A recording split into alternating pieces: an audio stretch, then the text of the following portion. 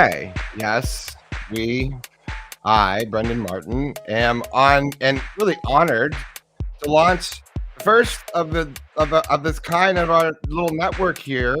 I introduce a name that you are familiar with, a face that you're familiar with, a gentleman who has graced this channel on the morning show on SEC Sidelines with host Rob Brown, Mr. Frank Duffy, also aka Mr. LSU. He was so good. I said, Frank, we got to do a mini podcast. We'll call it like a mini cast or whatever. He said I don't. Okay, all right. I'll give you 15 minutes. I said, well, I'll take 15 minutes from this guy. He's really probably the world's most interesting man. Okay, and then one of these days I'm gonna head up for a tailgate. You know him, you love him. Frank Duffy Jr. We're gonna have to fix the music. The house band is on 5, so we got to take what we get. But no, seriously, welcome to the first of its kind. I'm gonna let you introduce the name of it and introduce yourself. Sure. To those who don't know, Mr. Duffy and Mr. LSU, you have the floor. Well, this is our first new podcast, and again, we're doing one that's team centric. And if you can make a splash, by the way, the new ESPN that just drops, any given Saturday, they let off with LSU. So hell, we might as well lead off with the Tigers too, right? Absolutely. So this is our. I think this program is, we are a part of what's called SEC Sidelines or Sidelines.live, and you're seeing other shows from Buddy Martin. You see shows about all sorts of different things, and that's the point. We cover the SEC, and this is a step in that direction. We won't beat it over the head, but you guys get it. It's going to be 15 minutes here and now. It's going to be a gold nugget for you. My brain's going crazy with all sorts of little fun little marketing schemes, but nonetheless, LSU's on a bye week list this week. Let's jump right in. Of course, we're talking football. Of course, we're talking Nussmeier. Of course, we're talking Kelly. We're talking that. Give me like a State of the Union here. Well, it's fun that you say gold nugget because the show is called Gold to Go with LSU football, and it's all the stuff that we're hearing. If you're plugged into the team and you're a big fan, and look, my job since I've been doing this with Rob for 2019, when I came on to interview Phyllis and debate Phyllis from Mulga for the LSU Alabama game, and I joked with her. I said, Phyllis, you picked the wrong time to debate me on the LSU Alabama game. I've traded in my 67 Chevy for a Ferrari, Joe Burrow and Jamar Chase and Justin Jefferson and the team. So that's how I got my start with Rob. And I've been doing the roundtable every Friday. But and Brendan, you came to me and said, let's talk specifically about the team and what you're hearing that other people might not be hearing. And right now, there's one name, and it's Garrett Nussmeier. Our quarterback, and look, I can go right now and rip up my Heisman ticket from Caesars in New Orleans that I had for him at 7-1. That's gone.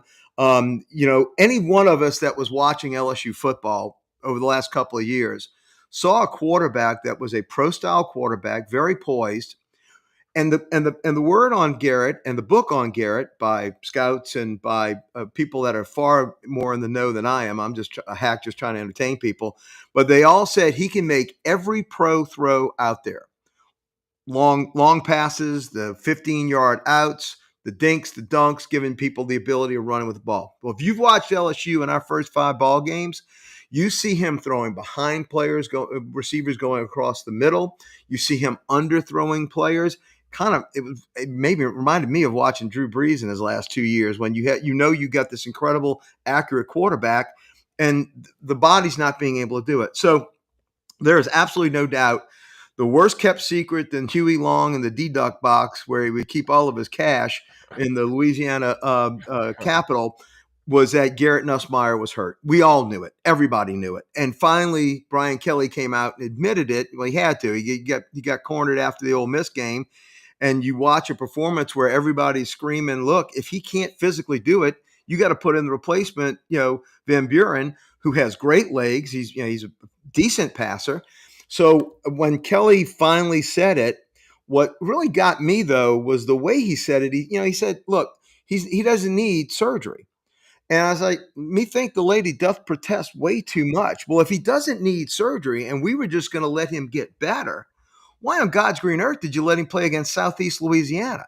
I get it. You played him against the Gators. I Yeah. get that. Yeah. But why would you play him in a game that you didn't need to play him? So, right now it's all about our what was a Heisman Trophy candidate quarterback. And now the question is, do you play someone that's limited physically? Because look, we got a bye this week. Yep, we got an open date. Thank goodness, came at the right time. But we got South Carolina coming in, and Sellers. You saw what they did last week. So we've got to have offense. And right now, LSU's offense, I think, is ranked 15th in the conference. And it's not only that Nussmeier's hurt, but the problem is when your offensive line cannot block and you don't have a running game, you do need a quarterback that's mobile, that can hit guys that are open. And right now, we just don't have that. Fast forward to this week, Brian Kelly said, look, we're going to sit him. He's going to do some virtual reality work, which is now a big thing in college, especially amongst the quarterbacks. Yeah. A lot of them are starting to take this approach. But if you're not going to play him, why is he out there handing the ball off at practice? Because from what I understand from a good source, he was out there even, just going through. Again, I know it's just a handoff. But if you got something that's so delicate, and you Brendan, you're an athlete, you know this. You got obliques, you've got abdominal strains. I used to, yeah. Yeah, that hurts everything, right? Yeah, absolutely. So right now, no, actually, abdominal strain. I've always said, go break a rib, go crack a rib, and then tell me how your next 6 weeks turns out. Correct, right? Because I tell you right now, you will feel it every moment you move. Sure, and look, one of the biggest things that'll put you on the shelf as a baseball player. I announced baseball for Major League Baseball in the spring, and let me tell you something: nothing takes a batter and puts him on the shelf faster than an oblique. No, I mean, you better off breaking an ankle. And every sport too, Frank, exactly, because it's from golf to badminton, dude. If you're twisted and turning, and you can't do that, or you tweak a nerve, or you pinch something, or whatever, you might. I mean, I always say, a sprain is worse than a break. Sometimes, no doubt, because you can't get rid of it. My cousin Mike Bozzetta was actually a quarterback who played in the 70s for LSU. He was third string, fourth string quarterback. Really? And he played for Coach Charlie Mack. And I'll never forget, Mike would always come to the LSU games with us. And at one time at our RV, he was teaching our son how a college quarterback sets back and throws. And when I was watching him, again, we were talking to our son, he goes, all of your strength comes from the ground up. It's all in your legs. It's all in your stance. It's all in your balance, and comes through your core. Well, if it's coming through the core and your core's messed up, you got problems. So I have no idea where we're going with Nussmeier. I think they're going to probably evaluate him in the beginning of next week, see how many snaps he gets. And if he's physically not able to go, Kelly does not have any room for margin for error. You're going to have to play Van Buren if the kid's not physically able to play. If he can play, great, send him out there. He's going to play on Sundays. Now, the reason I say you've got to do this now is because even with a loss to Ole Miss, and by the way, I think Lane just ran another offensive play on us. I think he had 84 offensive plays. Our defense was so tired. Your offense, if they're not performing, you can't keep a defense out there that long. It'll show up, right? Yeah. It showed up. And look, we had one stop. We could have stopped them on fourth down and had 2 minutes to go down and minute and 50 to go down and score. We couldn't even stop them on that last play. The defense was gassed. And we've got a great defense. We really do. We've gone from great offense to no defense to now really, really good defense and sputtering offense. Right. But you got to take care of it now because we're in the meat of our schedule. You've got South Carolina coming in next weekend. You've got to go to Vanderbilt to play in Nashville. And I'm fascinated. I never thought I'd ever say, I sure hope Alabama softens up Vanderbilt for us because they're playing, I think, the game of the day tomorrow. I think College Game Day is actually in Nash Vegas, if I remember seeing that. Yes, they are. I think they are. Yeah. So then you've got to come back and play an undefeated A&M team, though I think Mississippi State's going to give them all they want in Aggie land. And then we've got an off date and we got Alabama. So you've got to get this done now. This is the stretch where we have to be playing well. And, I always tell my friends, I was like, look, the Ole Miss, loss hurts. We hate to lose to a longtime rival who are going to be one of our three regular opponents going forward. Right. I said, but everything's still out there. Everything is there. You've got to at least go 4-1 in these next five, because if you don't, then you have no room for error, and you're hoping that you get in if you wind up going 9-3. So the crucial thing is to keep it at 2 losses. I got a feeling we'll probably have a loss somewhere in here in that 5-game stretch. I mean, that's tough. I mean, Vandy now is like, Yeah, that was such. I mean, I know it's we've beat the dead horse on this. It's Vandy though it's weird. It still always will be weird to feel that that's a tough game. Actually, Florida. I've always said Florida sucks against Vanderbilt every year. They always made it close, too close than it never needed to be. So I've always felt bad about Vanderbilt. So welcome to the party, everybody else. Texas A&M, they're just good. Well, but you love that, you love though, but then you got Bama. You don't know what kind of shape Bama is in at that moment. And Arkansas, I mean, you got Petrino now. Now you've got Petrino taking over for Sam Pittman. Right. And look, Petrino is an offensive genius, and he's been doing the play calling. But a team when they lose their head coach, they get a bounce. I mean, they get a little step in there. Something your Florida Gators might maybe want to see in the next couple of weeks. On a not as successful on a win category level, Florida it mimics this a little bit. The sense of having a really good defense and a sputtering offense with a quarterback that is underperforming based off of injury and not having enough reps. Lagway's suffered from the similar type of injury, which is interesting to me. And I wonder now, we talked about this, but how hard are these guys pushing it, or are they not pushing it enough, Frank? I mean, we got either or here, and look, I've seen a lot of guys go from let's say 90 percentile to maybe 85, but to drop like a Lagway, two SEC premier quarterbacks getting hurt in camp. I mean, it's what is that serious, saying? right? I would want to know, because you got guys like Shane Matthews. I've had him say, don't go in there lifting a bunch of weights. Sure. You need to be mobile. This whole I'm going to go beat Tim Tebow. Flexible. Yeah. Well, guess what, guys? This is the NFL now. Yeah. And you're playing in the NFL and the SEC. So, you got to be a little bit more, they were talking about it yesterday. We were talking about it yesterday, more agile. You got to have the triple threat. You got to sing, dance, and act, baby. And if you're sore, great, you can work through that. But if you're hurt, you should not be out on the field. Right. I get that you were trying to press the envelope and not go to the backup quarterback. But at some point in time, if he's physically not able to perform, like he couldn't get out of the rush from Ole Miss. They were rushing 3. Yeah. And not only is it a problem with Nussmeier, our offensive line, look, we lost 2 All-Americans to the NFL draft, lost another offensive lineman. And unlike skill positions, when you bring somebody in from the NIL and from the transfer portal, that comes to play for you. If you're a skill position, well, you can plug and play. If you're a cornerback, even a wide receiver, your routes, you're pretty easy. A running back, just see hole, hit hole, go as far as you can. But offensive line, you got to be. It's an orchestrated, segment.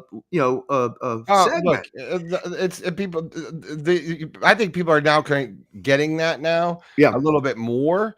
But look, if your right guard's out, you lose. And look, you lose. It's the weakest link. You're link. Lose the game. It's the weakest link. You can have the right side be All-American, and if your left tackle can't protect your quarterback's blind side, you're dead. It's not going to do anything. Yeah, and then I just reading offensive lineman Paul. I'm pronouncing the name Mubenga. I think he's out. He's an injury, so he's we lost him.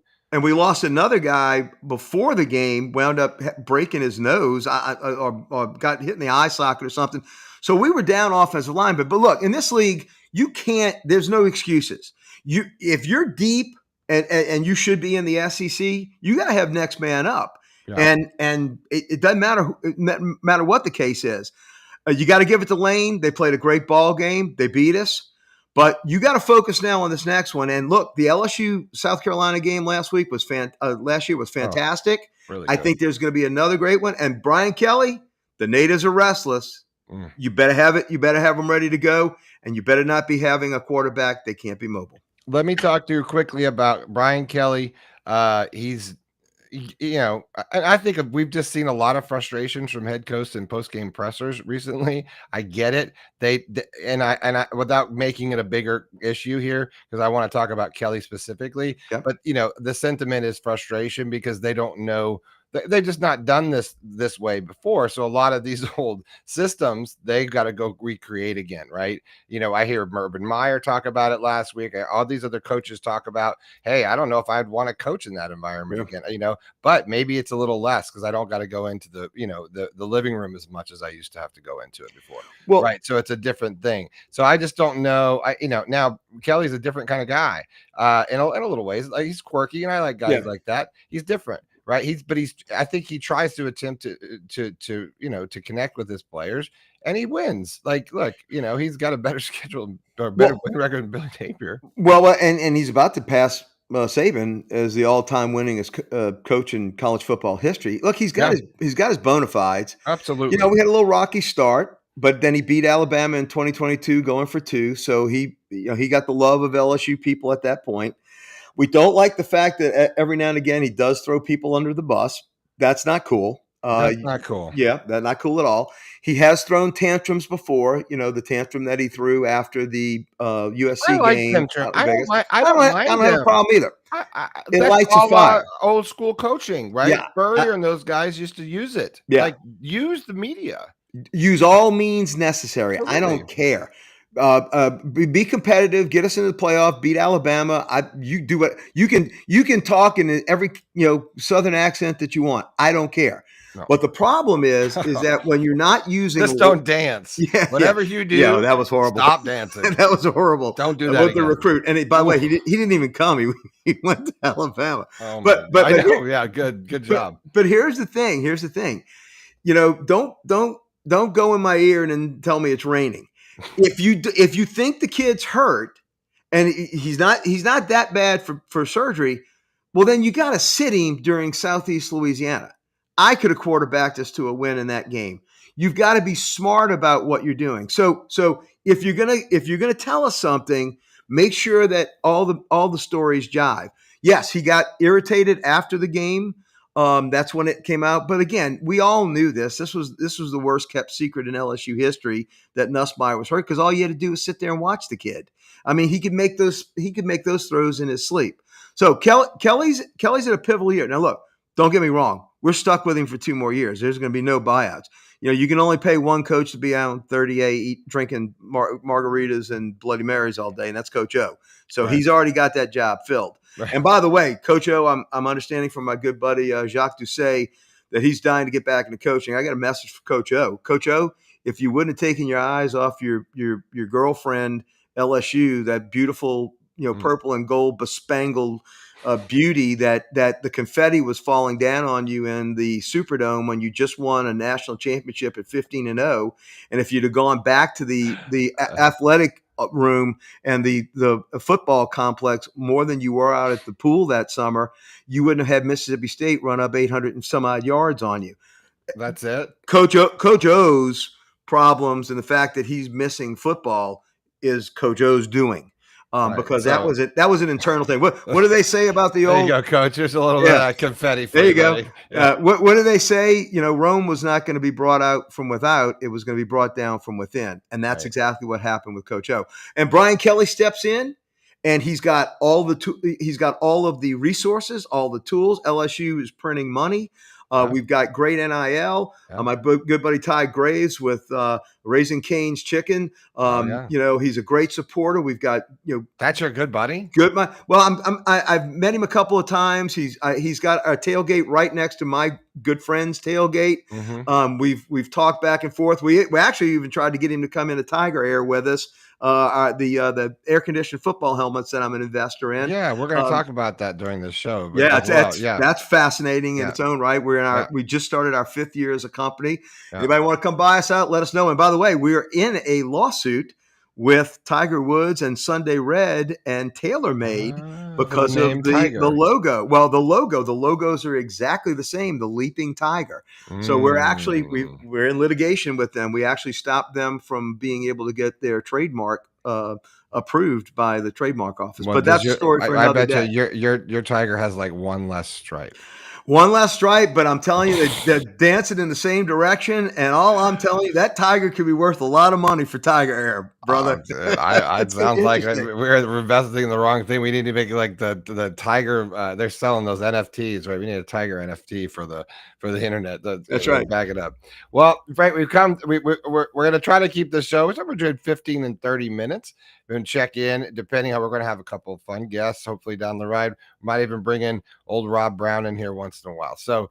I think this was a great week to launch for in the buy. I want to say thanks for stepping in, and I'm excited for this. I think it's going to be a good time. I'm excited to talk about LSU, and I don't think you know this maybe about, but I know we're not in New Orleans. I understand that, but New Orleans and Louisiana, New Orleans is my favorite cities in America, Mine too. and it is my favorite. And I've been to them all, and I do love Louisiana, and I do love the food. Well, the one thing that you're getting from this show is exactly what we're known for in Louisiana and especially New Orleans is passion. I love that. I love that. And then I figure it's really good connections for me when I come into town, so that I can go get all the good food. Because if people don't know, if you're going to be in Louisiana, you got to know someone. You got to be with a local. Get the good food. You'll not find it. You will not get it. You got to know somebody, and that is how you get the good stuff. Well, Brendan, when you come to New Orleans, we'll do Galatoire's on a Friday afternoon. There's a place to be, and we'll make our way over to Napoleon House and have a couple Pim's cups. And then we'll end up at Lafitte's blacksmith shop with one of their purple frozen drinks. And we'll make an episode out of it. Absolutely. We'll do a whole episode of this show, and we'll go around. That'll be a really fun time. You had me at hello, HELLEAUX. I love it. I love it. It's not gonna be. I swear, if I wasn't a Gator, I'd probably be a Tiger. Hey, Frank, thanks so much for your time. We'll see you on the show, and I would say go Tigers to you this weekend. But it sounds like we're off. Thank you. Nobody get arrested. No one do something stupid. How about that? That's right. Go Tigers. Thanks, man. Go Tigers.